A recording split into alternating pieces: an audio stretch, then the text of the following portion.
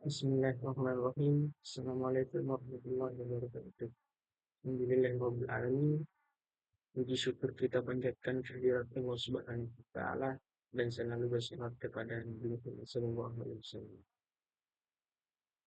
Baik, perkenalkan nama saya Hamsun Sahlan dari kelas 5A mata kuliah Ethical Hacking and Penetration Testing yang diampu oleh Pak Ronald Setiawan Eskom MT.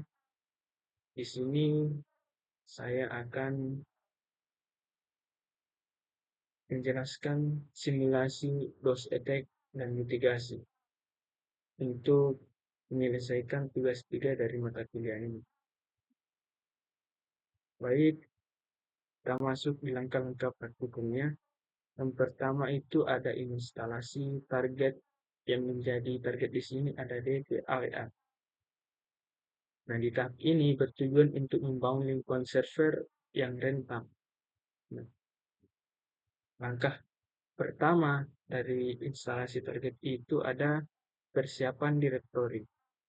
Nah, sebelum itu saya masuk di kali Linux saya, kemudian saya ketikkan sudo apt update untuk memperbaharui daftar paket aplikasi supaya sistem siap, supaya sistem tidak error.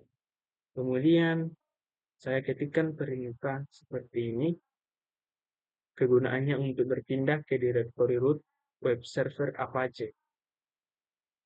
Nah, selanjutnya kita ketikkan lagi perintah seperti ini, sudo git clone https link tadi yang di sini. Kegunaannya itu untuk mengunduh kode sumber DVAWA dari GitHub. Kemudian masuk di konfigurasi dan izin. Nah, pertama di sini kita di bagian konfigurasi dan izin kita masukkan kode seperti ini. Kegunaannya untuk masuk ke folder pengaturan. Selanjutnya kita masukkan perintah seperti ini lagi, sudo cp config.enc.php.list config.enc.php. Kegunaannya untuk menyalin file contoh konfigurasi menjadi file konfigurasi aktif. Selanjutnya kita masukkan perintah seperti ini, sudo chmod. Nah, kegunaannya untuk memberikan izin akses penuh ke folder EVA supaya aplikasi dapat menulis log dan data. Masuk di situ database. Nah, di sini kita masukkan perintah seperti ini di terminal kali Linux kita. Kemudian kegunaannya untuk masuk ke konsol database sebagai pengguna root. Nah, setelah muncul seperti ini lalu kita ketikkan seperti ini, perintah seperti ini. Kegunaannya untuk membuat database baru bernama DVWA. Setelah mengetikkan perintah seperti tadi, begini, lalu kita tekan enter untuk mengetikkan lagi perintah seperti ini. Ini. Kegunaannya untuk membuat akun pengguna database dengan password pas. Selanjutnya tekan enter lagi, setelah perintah seperti ini, untuk memberikan izin penuh kepada user untuk mengelola database DTWA. Selanjutnya, masukkan perintah seperti ini untuk memperbaharui akses sistem. Nah, yang terakhir, ketikkan perintah exit untuk keluar. Selanjutnya masuk di bagian edit file konfigurasi. Nah, setelah keluar dari sini tadi, dari perintah ini, sudo mysql -u-p, kemudian kita masukkan lagi perintah seperti ini. Gunanya untuk membuka editor teks untuk mengatur koneksi database. Di sini kita ubah DB user menjadi user dan DB password menjadi pass, supaya sesuai dengan kredensial database yang baru dibuat dan untuk oh sebentar. Ini tampilan sebelum diubah. Dan ini tampilan setelah diubah. Jadi perbedaannya itu ada di bagian di sini. Kita ganti DB usernya menjadi sama dengan user dan juga DB passwordnya menjadi sama dengan pass. Nah, untuk menyimpannya itu klik Ctrl O, lalu tekan Enter, dan untuk keluar klik Ctrl X. Masuk di aktivitas layanan. Nah, kita ketikkan perintah seperti ini, sudo service AC2 restart untuk memulai ulang web server supaya perubahan konfigurasi terbaca.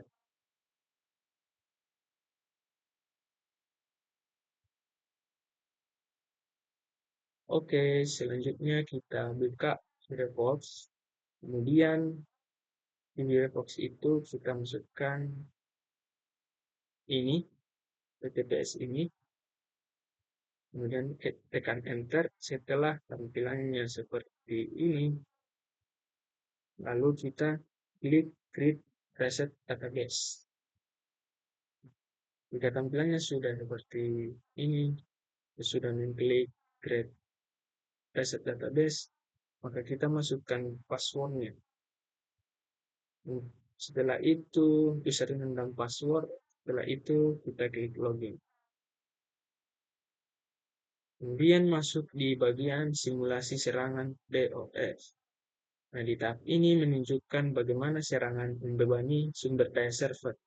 Dan yang pertama di tahap simulasi serangan DOS ini ada monitoring.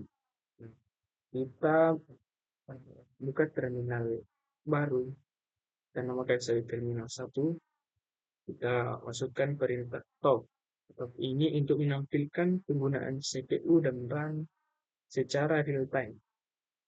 Digunakan untuk melihat lonjakan beban akibat serangan dan memberhentikan memberhentikannya sebentar itu kita kontrol flash C. Nah, setelah kita masukkan perintah top, kemudian di enter, maka tampilannya akan seperti ini. Kondisi ini menandakan bahwa komputer belum diserang, di mana ID-nya ini masih sebesar 80,4%. Berarti CPU masih santai dan tidak bekerja keras. Nah, tampilannya kalau saat diserang, di mana kondisinya akan turun mendekati 0%. Bisa kita lihat di sini ID-nya menjadi 23,3. Dan ini menandakan bahwa CPU tidak lagi memiliki waktu luang. Selanjutnya masuk di bagian scanning. Kita buka terminal baru lagi, kita namakan saja terminal 2, kemudian kita masukkan perintah seperti ini. Ini kegunaannya untuk memastikan port 80 terbuka sebelum serangan dimulai. Nah, kita bisa lihat di sini port 80 open. Ini menandakan bahwa sudah terbuka. Selanjutnya kita masuk di eksekusi serangan. Sini kita buka lagi terminal baru dan bukan terminal 3. Dan masukkan perintah seperti ini, sudo pip untuk menghentikannya itu sebentar, Ctrl C.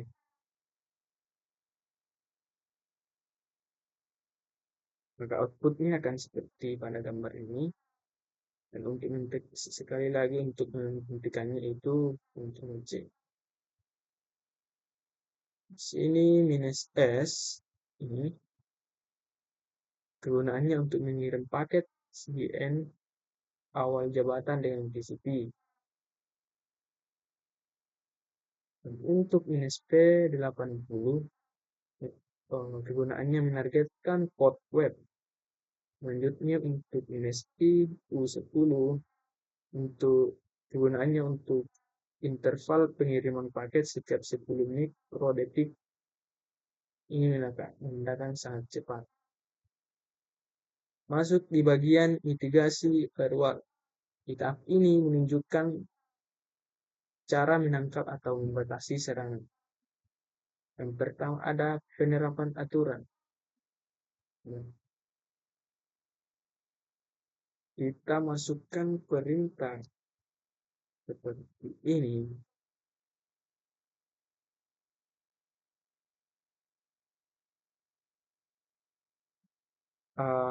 Minus A input itu menambahkan aturan pada jalur masuk data. Kemudian minus P TCP deport 80 untuk hanya berlaku untuk protokol TCP di port 80. Kemudian minus M limit 25 menit membatasi rata-rata hanya 25 paket yang diterima per menit. Ini cara untuk membatasi serangan. Kita masukkan perintah seperti tadi. Dan yang terakhir ada limit bus 100 mengizinkan lonjakan maksimal hingga 100 paket sebelum pembatasan tetap diberlakukan. Kemudian yang terakhir verifikasi mitigasi.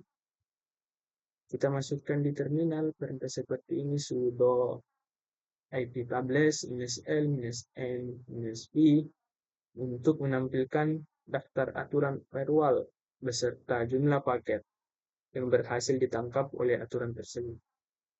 Dapat dilihat di sini jumlah paket yang berhasil ditangkap itu, di sini PKTS-nya itu ada 116.